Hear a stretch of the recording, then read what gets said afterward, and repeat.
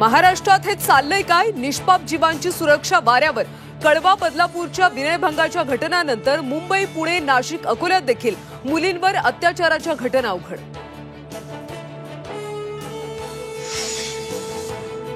बदलापूर अत्याचार प्रकरणातला आरोपी अक्षय शिंदेला 26 ऑगस्टपर्यंत पोलीस कोठडी, तर रेल रोको प्रकरणी आंदोलनकर्त्यांना 14 दिवसांची न्यायालयीन कोठडी।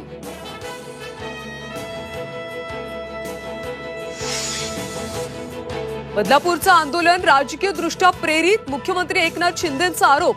आंदोलन 8 ते 9 तास कसं लांबलं, शिंदेंचा सवाल। तर ती शाळा भाजपशी संबंधित, संजय राऊतांचा आरोप।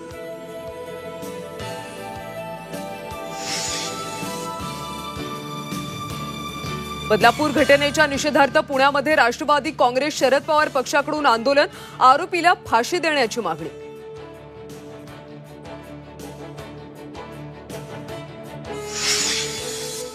29 ऑगस्टला होणारी मराठा समाजाची बैठक पुढे ढकलली, जरांगेंची अंतरवाली सराटीत घोषणा। निवडणुकांच्या तारखा जाहीर झाल्यानंतर होणार बैठक।